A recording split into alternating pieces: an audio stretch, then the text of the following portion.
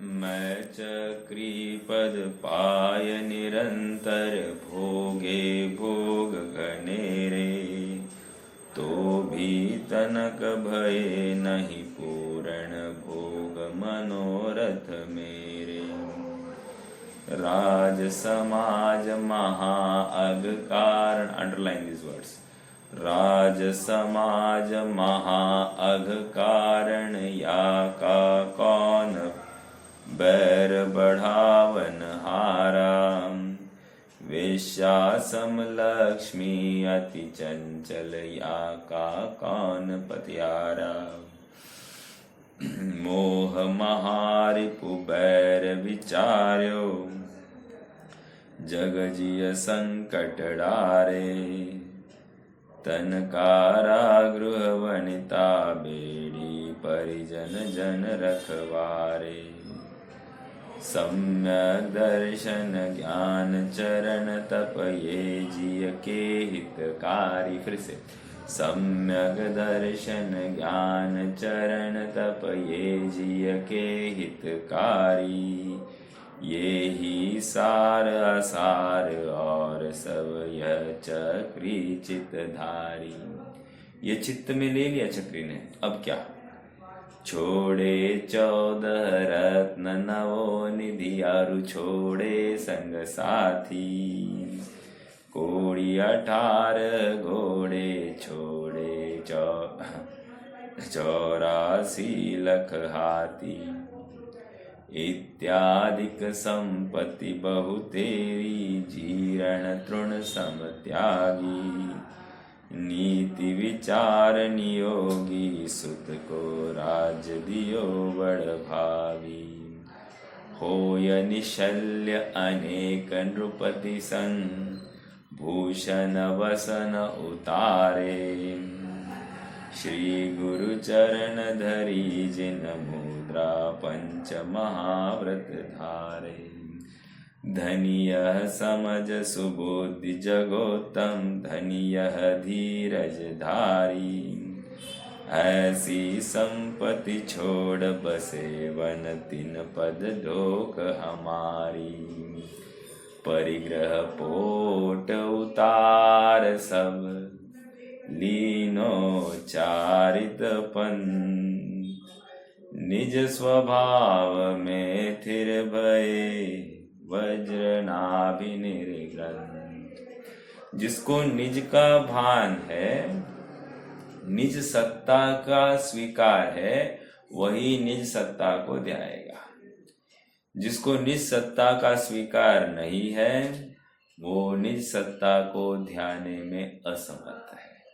चाहे वो ऊपर से कितने भी व्रत, तपश्चरण आदि अंगीकार करे, दान आदि क्रियाएं करे, षटावश्यक की मंद कषाय जनित क्रियाएं करे, लेकिन निज सत्ता की स्वीकार बिना, निज स्वभाव के भान बिना, निज स्वभाव सुखरूप है ऐसा स्वीकार किए बिना वो प्रतीति ही नहीं कर सकता है।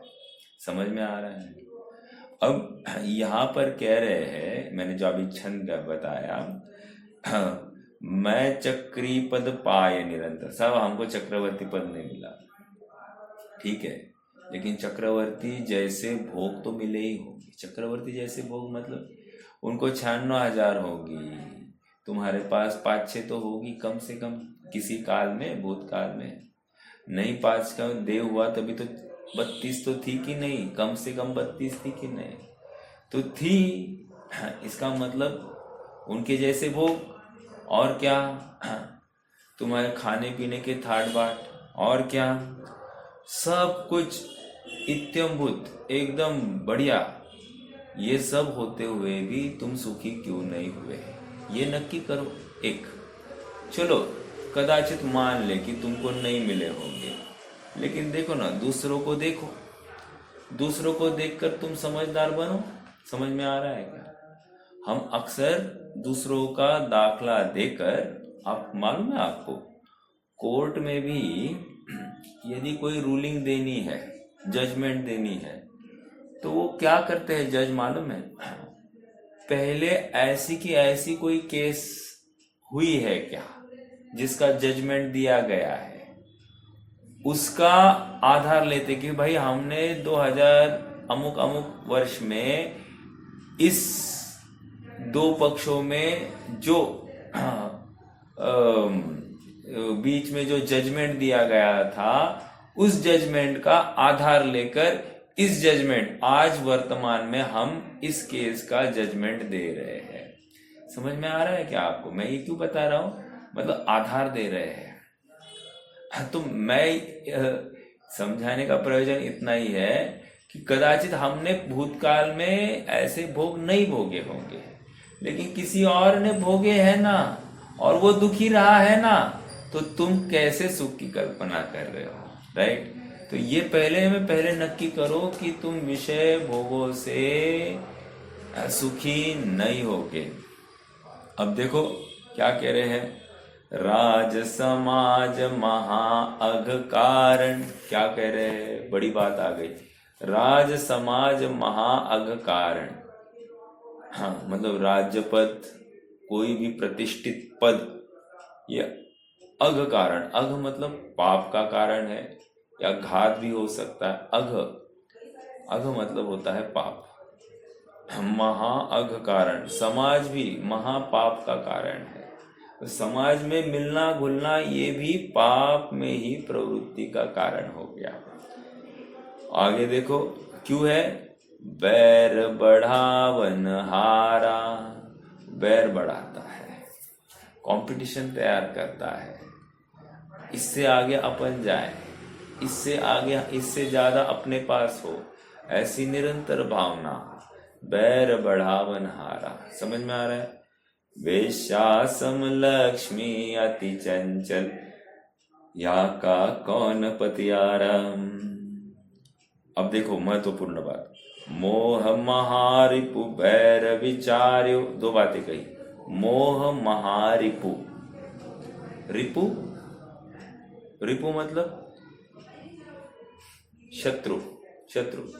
मोह महारिपु बैर विचार्यो, ये जिय के दुख, क्या कहा गया, जग जिय संकट डारे। अर्थात जग में इस जीव को संकट में डाल देते हैं। कौन? मोह और बैर।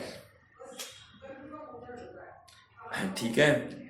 तन कारागृह वनिता बेड़ी, परिजन जन रखवारे। सारा चिट्ठा खोल दिया है। जिस बुद्धि से इसने दीक्षा ली थी, भाई ये किसी काम के नहीं है। हाँ, ये पूर्व भूमिका में ये सब विचार कर रहा है, सब निर्णय कर रहा है, सबके पास देख रहा है। और सुनो, द्वेष नहीं है किसी के प्रति, बिल्कुल द्वेष नहीं है। द्वेष हो तो वो निर्णय ही नहीं कर रहा है। समझ में आ रहा है क्या? जिसको स्वभाव का भान हुआ है, अर्थात यह मेरी चैतन्य सत्ता, और इस चैतन्य सत्ता में किसी अन्य का प्रवेश नहीं, बस मैं किसी के प्रति थोड़ी सी भी वांछा रखूं, बस वो हो गया परिग्रह, और ये बैर का, पाप का कारण है, संसार में परिभ्रमण का कारण। ये अब स्वीकार हो रहा है। क्यों? उसको अपनी चैतन्य सत्ता का भान है। निज सत्ता के भान बिना इतना बड़ा कदम उठा ही नहीं सकता। हाँ, बाकी जो कुछ कहा सुना जाता है और जो ऊपरी ऊपरी प्रयास चलते हैं, उस प्रयासों की यहाँ पर बात नहीं है। बड़ा कदम मोक्ष मार्ग में रखने के लिए स्वभाव का भान आवश्यक है, उसके बिना पर द्रव्यों का त्याग होता ही नहीं है। हाँ,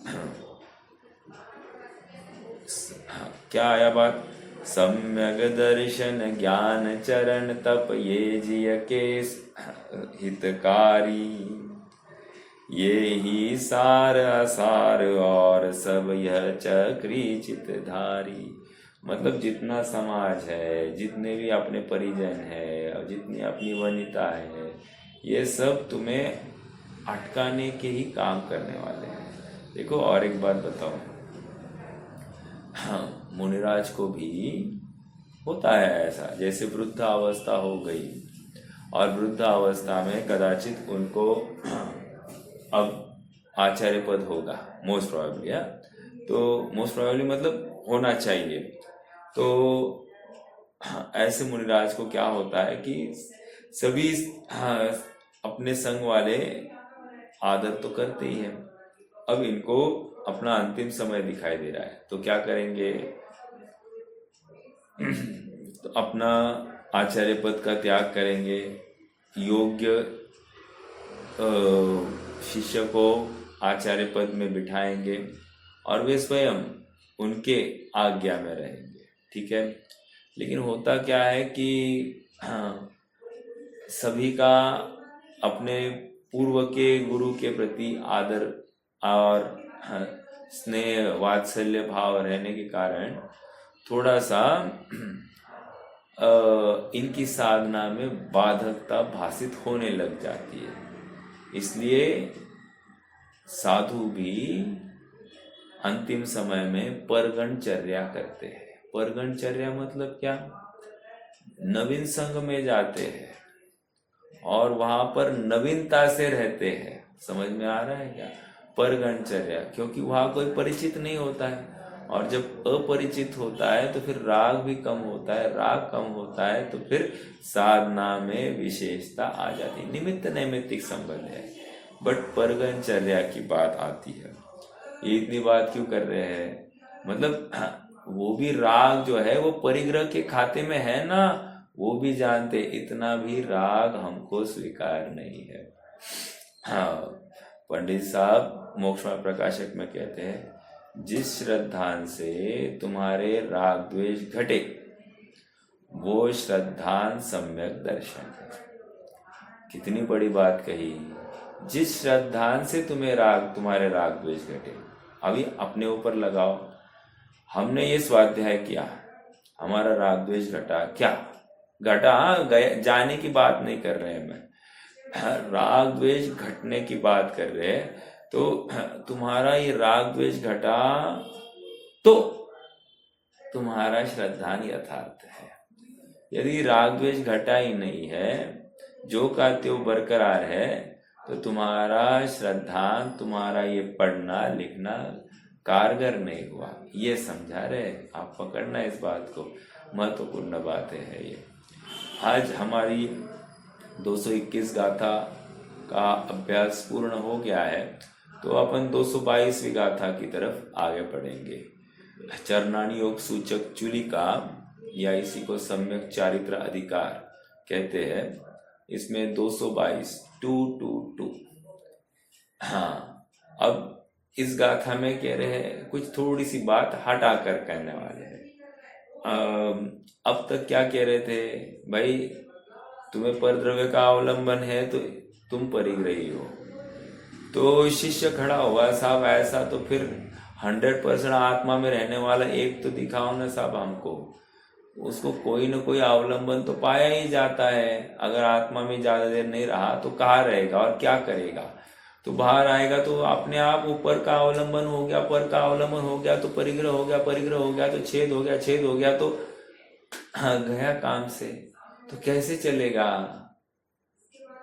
और अंदर तो ज्यादा देर रह नहीं सकता, तो क्या करना? और ऐसा भी होता है कोई कोई मुनिराज तो जैसे भरत चक्रवर्ती का पूर्व भाव 16,000 वर्ष तक मात्र भूमिका में, मतलब मुनि भूमिका में ही रहे। ऐसा होता है ना विदेश क्षेत्र में, तो 8 वर्ष का दीक्षित मुनि, 8 वर्ष से मान लो उसकी आयु 1 कोटि पूर्व की। अगर 8 वर्ष से 1 कोटि पूर्व तक मात्र मुनि अवस्था में रहा, अब वो लाखों वर्ष तक रहा है उस अवस्था में। अब क्या करना? साधना पूरी नहीं हुई तो ऐसे जीव को छेद कितने बार हुआ होगा? पूर्ण आत्मा आराधना में पूर्ण स्थिति नहीं होकर पाया, तो अब क्या करना? ये छेद चलेगा या नहीं चलेगा, प्रश्न हो गया है। तो अब उसी प्रश्न का समाधान यहाँ पर इस 222वीं गाथा में देखो, पढ़ते हैं पेज नंबर 75। विगत गाथाओं में उत्सर्ग मार्ग की चर्चा करने के उपरांत अब यहाँ किसी के कहीं कभी किसी प्रकार कोई उपधि अनिषिद्ध भी है। 4 बातें कही। किसी के कहीं मतलब क्षेत्र, कभी, काल, किसी प्रकार, कोई उपधि अनिषिद्ध है। प्रकार को अपन भाव में ले लेंगे। ओके, तो किसी अपेक्षा वहां पर उपधि अनिषिद्ध है। अनिषिद्ध है मतलब उसका निषेध नहीं करते हैं। उपधि मतलब छेद, परिग्रह, वो अनिषिद्ध भी है। अब तक क्या कह रहे थे, छेद हो गया या परिग्रह दिखाई दिया या उपयोग बाहर भी गया, पर का अवलंबन दिखा, तो ये परिग्रहधारी है, और छेद हो गया ये आत्मा के बाहर नहीं, हाँ आत्मा के बाहर है, आत्मा को ध्यान नहीं रहा है। और जो आत्मा को ध्यान नहीं रहा है वो अपने मोक्ष को कैसे साधेगा। ऐसा तर्क था ना 221 में। अब पूरी बात ही पलट गई है, स्याही सूखी भी नहीं है, और यहाँ पर कह रहे नहीं नहीं नहीं, थोड़ा बहुत छेद चल जाएगा। समझ में आ रहा है, अनिषिद्ध है। किसी किसी को सेम टू सेम आशय का कथन कुंद स्वामी ने समय सार में भी किया है। कोई बता सकता है क्या कहा किया है? 2 गाथा है। पहली गाथा में जो कहा उसके एकदम अपोजिट दूसरी गाथा में कहा। ऐसे 2-3 जगह इंस्टेंसेस है समय सार में ही। जैसे कोई बता सकता है, किसी को याद है? बहन जी आए कि नहीं आए? आ गए ना बहन जी? आपने तो याद करना, हाँ याद करना चालू किया होगा तो आपको दिखाई दिया होगा। अरे फिर ध्यान देना चाहिए। मैं ये पूछ रहा हूँ कि समय सार में ऐसी कोई परस्पर विरुद्ध 2 गाथाएं आई है कि एक गाथा में एक भाव बोला और तुरंत अगली गाथा में उसका विरुद्ध भाव बोला। जैसे यहाँ पर बोल रहे हैं, पहले क्या बोल रहे थे 221 गाथा में कि भाई जब आत्मा के बाहर उपयोग है, अर्थात पर द्रव्य में उपयोग है, तो ये आत्मा को ध्यान नहीं पाएगा, और जो शुद्धोपयोग नहीं कर पा रहा है वो मोक्ष को कैसे प्राप्त करेगा, सीधा सा प्रश्न था। और अब यहाँ पर क्या कह रहे हैं, नहीं नहीं, किसी किसी को पर द्रव्य का अवलंबन होता है, उसका निषेध नहीं है, ऐसा यहाँ पर कह रहे। और पूर्व गाथा में कह रहे पर द्रव्य का अवलंबन हो गया, वो शुद्धात्मा को ध्यान नहीं पाएगा, शुद्धोपयोग नहीं होगा, तो वो परिग्रही है, यहाँ तक बोल दिया था उपाधि होने से। अब यहाँ पर कह रहे उपाधि अलाउड, वहां कह रहे उपाधि नॉट अलाउड। समझ में आ रहा है? तो परस्पर विरुद्ध बातें आ गई कि नहीं 2 गाथाओं में। एक में कह रहे उपाधि चल सकती है, एक में कह रहे उपाधि नहीं चलती है। अब ऐसी की ऐसी कई गाथाएं समय सार में मिलती है क्या? ऐसी की ऐसी मतलब परस्पर विरुद्ध। तो छठे सातवें यात्रा तक पहुंची हूँ मैं। अच्छा, छठे यात्रा में तो वो बताया है ब्रह्मत्व भी नहीं और ब्रह्मत्व भी नहीं, और सातवें में वो बताया ज्ञान दर्शन, मतलब ज्ञानी के ज्ञान दर्शन चारित्र भी नहीं है। अच्छा व्यवहार से चलो परमार्थ से नहीं। ठीक है, चलो। हाँ है समय सार देखो 11वीं और 12वीं गाथा है। 11वीं गाथा में वहां पर व्यवहारो भूतत्व, व्यवहार अभूतार्थ है और निश्चय भूतार्थ है, और भूतार्थ आश्रित साधु जन ही निर्वाण सुख को प्राप्त होते हैं। इतनी सी बात आ गई है 11वीं गाथा में। 12वीं गाथा में इमीडिएटली बोल दिया क्या, किसी किसी को किसी काल में व्यवहार प्रयोजनवान है। पहले क्या कह रहे थे, अप्रयोजन मतलब व्यवहार अभूतार्थ है। अभूतार्थ मतलब त्यागने योग्य, उसके अवलंबन से इस जीव को कभी भी निर्वाण सुख की प्राप्ति नहीं होगी। और 12वीं गाथा में बोल रहे हैं नहीं नहीं, किसी किसी को किसी काल में व्यवहार प्रयोजनवान है। अर्थात है कार्यकारी है, और पहले कह रहे कार्यकारी नहीं, उसका अवलंबन मत लेना। यहाँ पर कह रहे अवलंबन लिया जा सकता है, लिया जाता है। आ गई क्या परस्पर विरुद्ध बात, 11वीं 12वीं गाथा समय सार। नोट कीजिए, ये आपको जानकारी होनी चाहिए। और एक जगह आ गई बात 221 222 गाथा, क्या कहा वहां पर भी, कह रहे कि प्रतिक्रमण अमृत कुंभ है। क्या कहा, प्रतिक्रमण को अमृत कुंभ कहा। और 222वीं गाथा, स्याही सूखी भी नहीं, अभी स्याही थोड़ी थी वहां, तो वो ताड़ पत्र के ऊपर किसी नुकीले कांटे से वो अपना शास्त्र लिख रहे हैं। तो वहां पर 222वीं गाथा में कह रहे हैं, वो भी 222 है, देखो 221 222 मोस्ट प्रॉब्ली है, देख लेना, कंफर्म कर दीजिए। वहां पर कहा कि प्रतिक्रमण विष कुंभ है। 221 में कहा प्रतिक्रमण अमृत कुंभ है। 222 में कह रहे हैं प्रतिक्रमण विष कुंभ है। अब लगाओ कैसे समझेगा, मतलब जिसको नए विवक्षा का ज्ञान नहीं है, अपेक्षा क्या है आचार्य देव की कहने की, ये समझ नहीं है, वो तो भटकेगा। अरे आप भी ये बोल रहे, आप भी ये बोल रहे, क्या बोल रहा है ये आदमी, हम धर्म करें तो कैसे करें, समझ में आ रहा है। सेम बात यहाँ पर भी है। यहाँ पहले कह रहे छेद होना मतलब उपदी है, उपदी होना मतलब उपयोग बाहर है, बाहर है मतलब परद्रव्य को ध्या रहा है, और जो परद्रव्य को ध्या रहा है वो स्वद्रव्य को नहीं ध्या रहा, और जो स्वद्रव्य को नहीं ध्या रहा है वो शुद्धोपयोग में नहीं, शुद्धोपयोग में नहीं, वो मोक्ष को प्राप्त नहीं कर सकता। इतना कहा। अब यहाँ पर कह रहे हैं किसी किसी को किसी काल में उपधि का निषेध नहीं है, अर्थात परद्रव्य में प्रवृत्ति का निषेध नहीं है।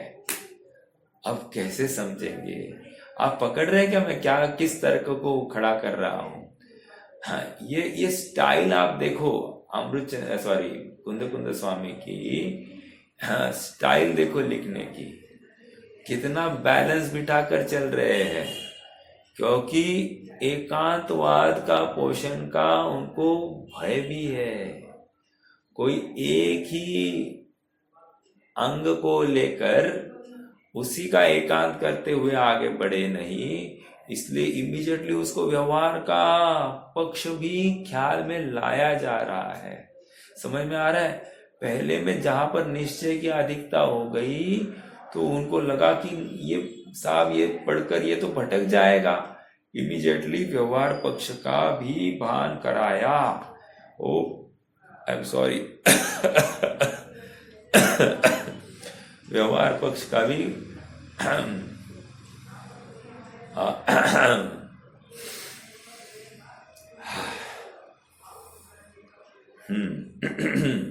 तो व्यवहार पक्ष का ज्ञान कराया। अब आवाज थोड़ी ठीक आएगी, जरा गले में ना सोखन हो गई है। हाँ जी, तो क्या चल रही थी बात, व्यवहार पक्ष का ज्ञान मतलब निश्चय की अधिकता देखते ही व्यवहार करते हैं, व्यवहार की अधिकता देखते ही निश्चय का पक्ष कराते हैं। तो ये इनकी शैली है। आप थोड़ा सा कुंद को पढ़ेंगे तो आपको ये समझ में आएगा। हाँ, ऐसे अपवाद मार्ग का उपदेश करते हैं। पेज नंबर 75 पर अपन पढ़ रहे हैं। ऐसे अपवाद मार्ग का उपदेश करते। अपवाद मार्ग का उपदेश करते हैं मतलब क्या, अपवाद मतलब क्या, दो शब्द है, अपवाद और उत्सर्ग। ठीक है, अपवाद मार्ग मतलब क्या, कौन बताएगा।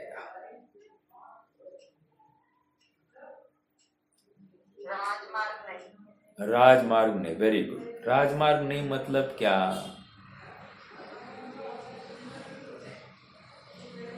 बराबर कहा है। नियम नहीं है ऐसा, मतलब हो भी सकता नहीं हो सकता। हाँ, गुड गुड गुड। देखो ऐसा है, राजमार्ग नहीं, अर्थात अपवाद मार्ग है ना, ये अपवाद मार्ग मतलब क्या, करना तो वो उत्सर्ग मार्ग वाला कार्य ही है, लेकिन यदि उत्सर्ग मार्ग में प्रवृत्ति नहीं हो पाई तो ये अपवाद मार्ग का अवलंबन ले लेना। समझ में आ रहा है क्या? हाँ, मतलब एक छुपा रास्ता है जो तुम मतलब जहाँ पर तुम शुद्धात्मा में नहीं रहते हो तो तुम उसका अवलंबन ले सकते हो। ठीक है, और फिर से अपने जोश को, अपने होश को और अपने आत्म भावना को एकत्रित करके फिर से आत्मा को ध्याते हुए शुद्ध उपयोग को प्राप्त करो, अर्थात उत्सर्ग मार्ग में पुनश्च स्थापित करो। समझ में आ रहा है? अपवाद मार्ग का प्रयोजन उत्सर्ग मार्ग में प्रवृत्ति के लिए है। समझ में आया? क्योंकि उत्सर्ग मार्ग से निवृत्त हुआ है तो रहना कहाँ है? अपवाद मार्ग में। देखो, महिला है कोई, उसको दो ही घर है कि नहीं? दो घर मतलब मूलतः कहाँ रहना है? उत्सर्ग कहाँ रहना है? उत्सर्ग मार्ग अपने पति के घर, पति परमेश्वर, राइट? अब मान लो पति के घर नहीं है वो, तो वो कहाँ पर पाई जाएगी? वो मात्र अपने मैके में पाई जाएगी। समझ में आ रहा है क्या? अब मैके में हमेशा रहना है क्या उसको? अपवाद मार्ग है, यहाँ पर रहना पड़ रहा है, लेकिन बैक ऑफ माइंड का क्या है? मुझे फिर से मेरे घर जाना है। मेरा घर मतलब उत्सर्ग मार्ग अर्थात पति के घर रहना है। समझ में आ रहा है क्या? सेम बात यहाँ पर है। ठीक है, बस इतनी सी बात है। ये निश्चय व्यवहार चल रहा है, इसको निश्चय व्यवहार कह रहे हैं। ठीक है, देखो गाथा का पाठ करेंगे। छेदो जेन विज्जति गहन विसज्ञेषु सेवमानस समणो तेणिह वट्टदु कालम खेत्तम वियाणिता।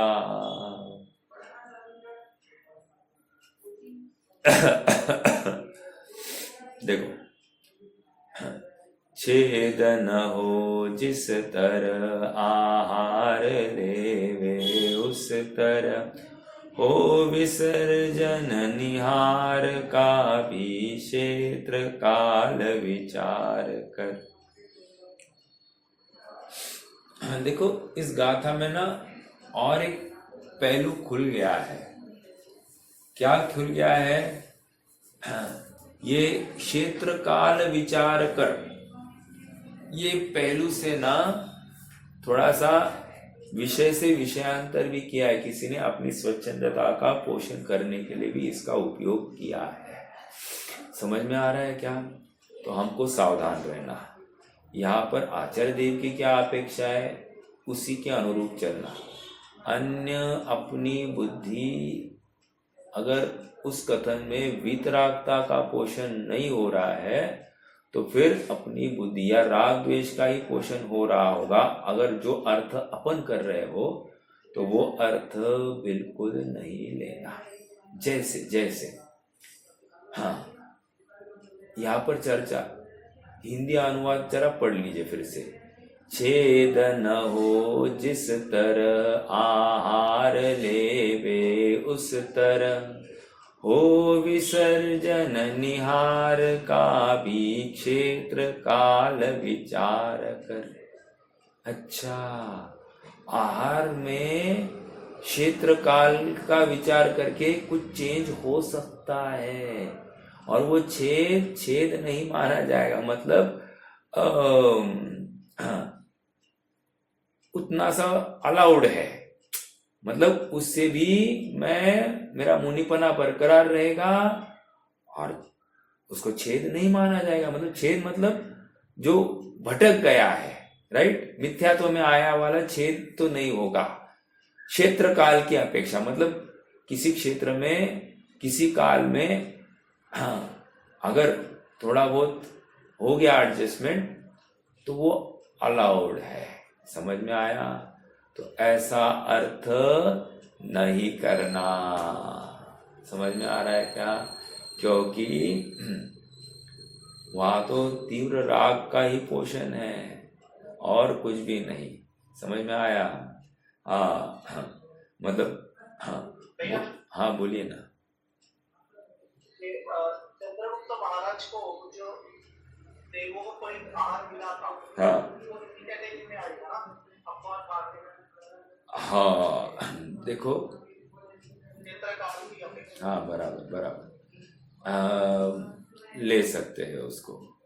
देखो, मुनि ने परीक्षा की है, ऐसा नहीं कि ब्लाइंडली उन्होंने ले लिया, लेकिन जो व्यवस्था हो गई थी वो इतनी नेचुरल थी, वहां पर कुछ भी आर्टिफिशियलनेस उनको भाषित नहीं हुआ, जबकि वो साधारण व्यक्ति नहीं था। चंद्रगुप्त मतलब सम्राट था, पूरे भारतवर्ष को उसने रूल किया है। और चंद्रगुप्त की बात, हाँ बराबर, चाणक्य का शिष्य, चाणक्य अरे गहरे को ट्रेन कर रहा है क्या? अरे सम्राट को ट्रेन कर रहा है, मतलब कितने पात्रवान जीव होगा वो। और इतना होशियार जीव भी चकमा खा गया, आश्चर्य की बात है। बट फिर भी जो कुछ हुआ उसमें उनका भाव रत्ती भर भी रत्ती भर भी मुझे आहार मिल रहा है, मुझे मालूम है देवों से मिल रहा है, 3 दिन से नहीं मिला है, भूखा वो शरीर रहने के लिए ये करना पड़ेगा, ऐसा भाव नहीं है, तो विरोध नहीं आता है। हाँ, बाद में पता चला, समझना अभी, बाद में पता चला तो फिर खेद हुआ उनको, अरे ये क्या, मैंने परीक्षा भी मेरे से नहीं हो पाई, ऐसा कैसे? समझ में आ रहा है? ऐसा खेद बाद में वर्त सकता है, वर्तना चाहिए, तो वो अलग बात है। अब बाद में पता चला अरे ये देव पुनीत कार्य था, चलो अच्छा हो गया, उस समय मालूम नहीं पड़ा तो भोजन भी हो गया और अपना काम भी हो गया। अब अपनी कहा इच्छा थी कि अपन मतलब देवों से ले, अभी ले लिया, अनायास हो गया तो हो गया, क्या प्रॉब्लम है? अब ऐसा खेद भाव, मतलब यहाँ पर तो कर्तृत्व भाव आ गया, भोक्तृत्व भाव आ गया, तो वो भाव तो मिथ्यात्व है, अपराध है, वो अपवाद मार्ग नहीं गिना जाएगा। भाव क्या है पीछे? खेद भाव। ओके, कंटिन्यू, ये अपवाद मार्ग में ले लिया जाएगा, ठीक है। चलिए आगे बढ़ते हैं। हाँ देखो, गाथा का अर्थ देखते हैं, मतलब अपन प्राकृत का अर्थ देखेंगे। छेदो जेणन बिज्जदी,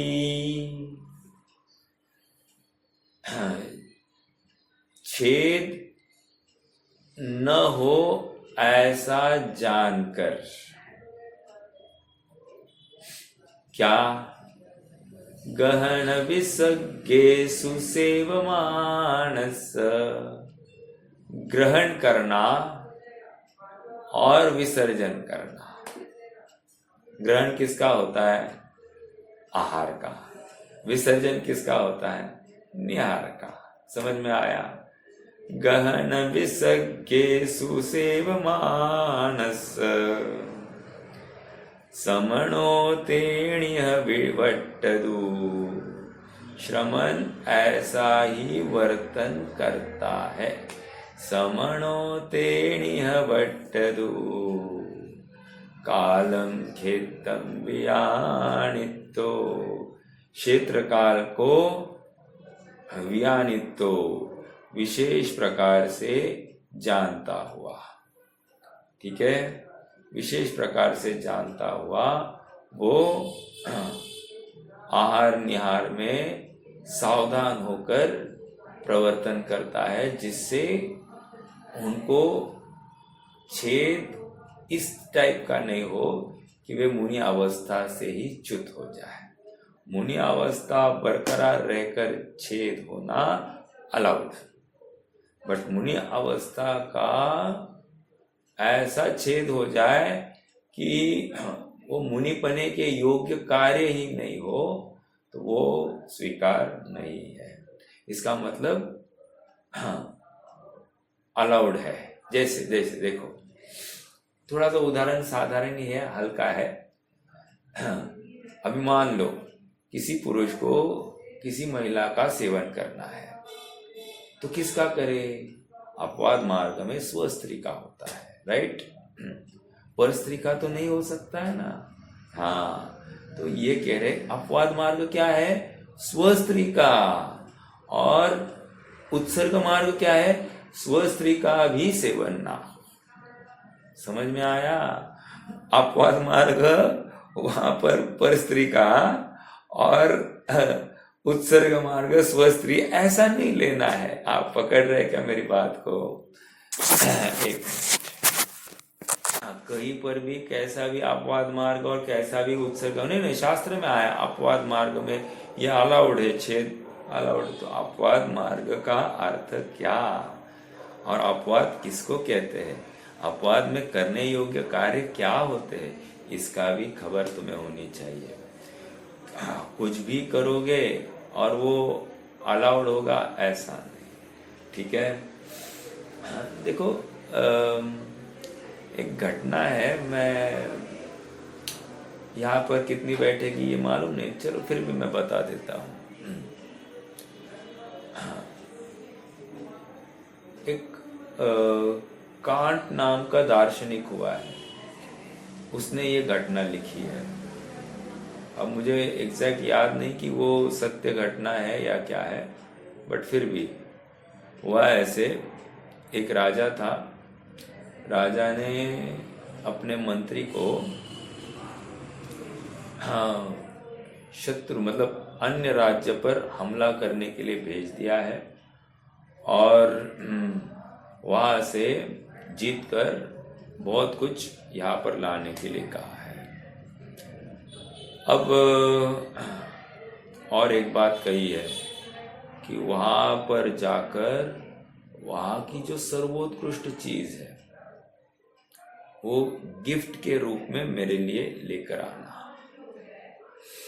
अब मंत्री ने पर राज्य पर हमला किया और वो जहाज मार्ग से मतलब समुद्र मार्ग से जाकर सेना ले जाकर पर राज्य पर हमला किया और जीतकर वे अब लौट रहे हैं। अब बीच में लौटते समय उन्होंने जैसे राजा ने कहा था जो सर्वोत्कृष्ट चीज होगी वो मेरे लिए एक गिफ्ट के रूप में लेके आना। तो रास्ते में आ गए तो वहां पर योग ऐसा बना कि किसी कारणवश कोई प्रतिकूलता आ गई, आपदा आ गई, तो वहां पर उनकी जहाजें आगे बढ़ नहीं पाई।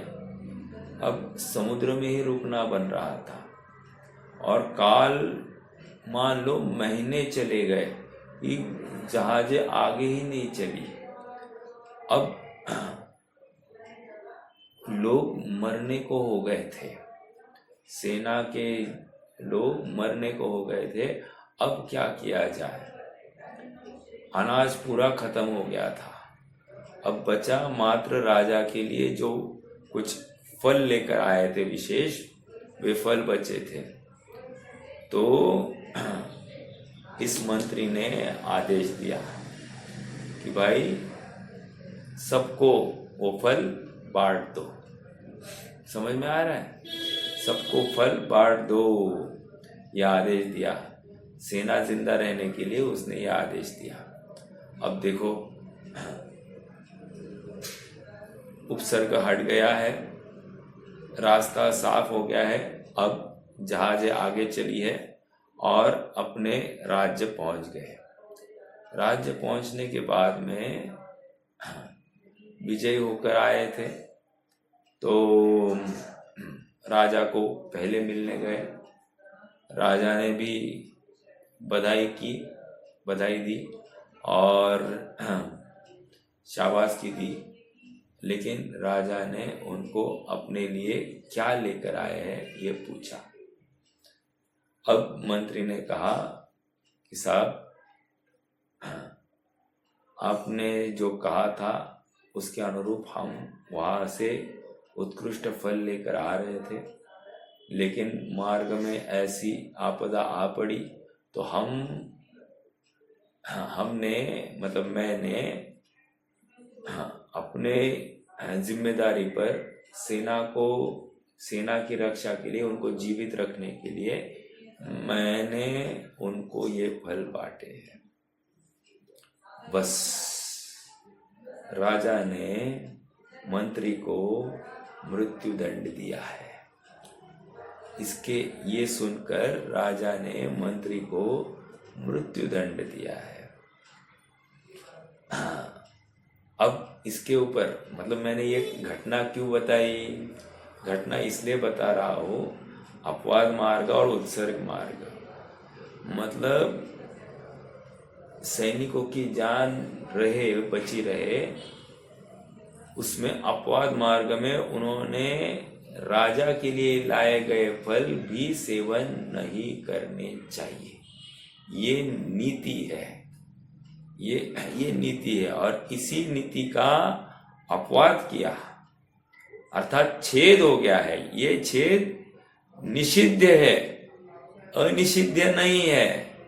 ओके, आप में से कि अनेक जनों को या सभी जनों को, ये मुझे भी ये बात स्वीकार नहीं लगी। मतलब उसमें क्या जिंदा रहे, नहीं खाने को मिला तो क्या, हम जैनी है ना, तो जैनियों को अपने आप में एक साम्य भाव तो आता ही है, तो हमको ये बात थोड़ी सी हजम नहीं होती। लेकिन नीति है ये कि भाई आपने जिसके नाम पर वो वस्तु ले रहे हो उसका मालिक वही है, अन्य नहीं। तो ये चोरी में भी लिया जाता है, समझना इस बात को। ये चोरी का भी उदाहरण दिया गया है कि यहाँ पर आपने दूसरे के फल किसी और को खाने के लिए दिए उसकी इजाजत के बिना, तो ये चोरी है। और इसलिए राजा ने न्याय किया कि इसको मृत्यु दंड दिया जाए। आप पकड़ रहे क्या? अपवाद की बात चल रही थी, मैंने इसी के साथ में वो उदाहरण जोड़ा। हालांकि ये चोरी में ज्यादा सटीक बैठता है, बट मैंने यहाँ पर वो उदाहरण दिया और यहाँ पर लॉजिकली बैठ भी रहा है। तो विचारणीय बिंदु है फिर से कि मृत्यु दंड दिया गया है। चलिए, अपवाद मार्ग मतलब क्या है ये समझाने के लिए मैंने उदाहरण दिया था। देखो आगे बढ़ते हैं अपन। गाथा का अपन ने भाव देख लिया था, फिर से गाथा एक बार पढ़ेंगे। छेदो जेन न विज्जति, जिस प्रकार छेद न हो, गहन विसर्गे सुसेवमानस, ग्रहण और विसर्ग मतलब विसर्जन वो इस प्रकार का ग्रहण, आहार का ग्रहण होता है या इस प्रकार से उस निहार का विसर्जन होता है जिसमें तुम्हारे मुनिपने में, मुनिचर्या में छेद नहीं हो। ठीक है। समणो तेणिय भट्टदु, श्रमण का ऐसा ही बर्तन होना चाहिए। कालम खेतम वियाणिता, क्षेत्र काल का व्यवस्थित विचार करके ये निर्णय होना चाहिए। एक्चुअली यहाँ पर क्षेत्र काल का निर्णय का अर्थ क्या है समझ में आया? एक बात आपको बताऊं, हाँ उदाहरण देता हूं।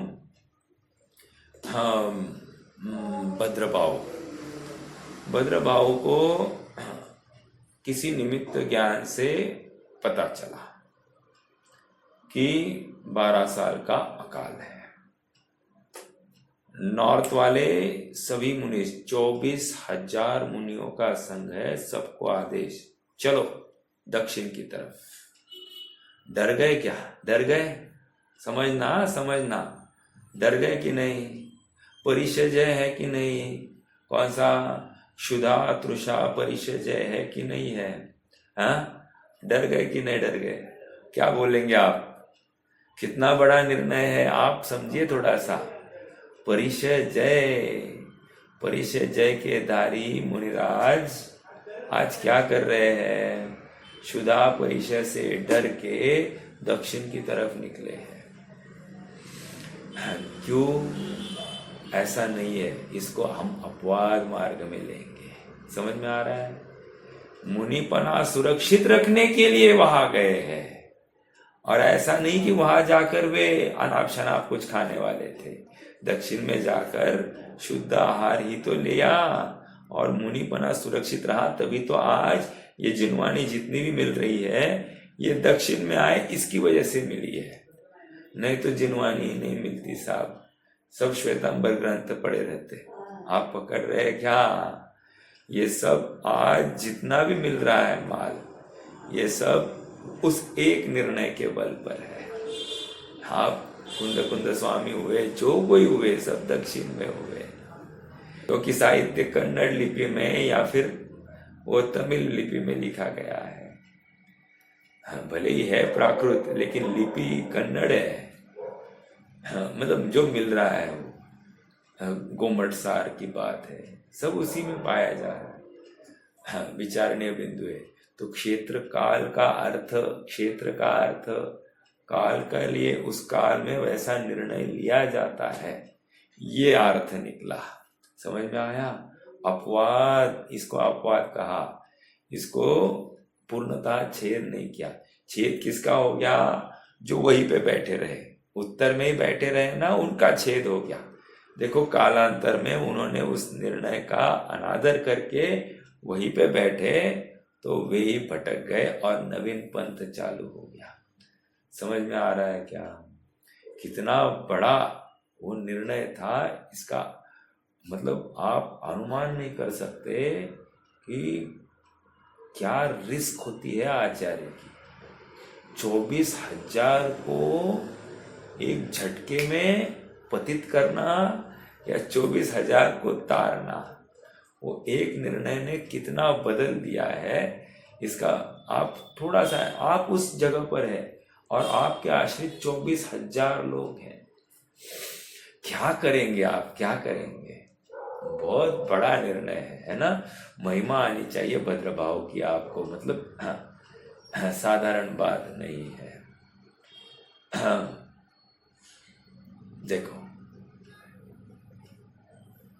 हाँ, आहार नीचे आ जाइए। आहार निहारादिक के ग्रहण विसर्जन में जिस उपधि का सेवन होता है, उपधि मतलब उपधि मतलब कोई है? परिग्रह या हाँ, उपधि मतलब परिग्रह। जिस उपधि का सेवन होता है उससे सेवन करने वाले का छेद नहीं होता। समझ में आ रहा है क्या? हाँ, आहार कैसे करते हैं? 40 दोष और 32 अंतराय टालकर। समझ में आ रहा है?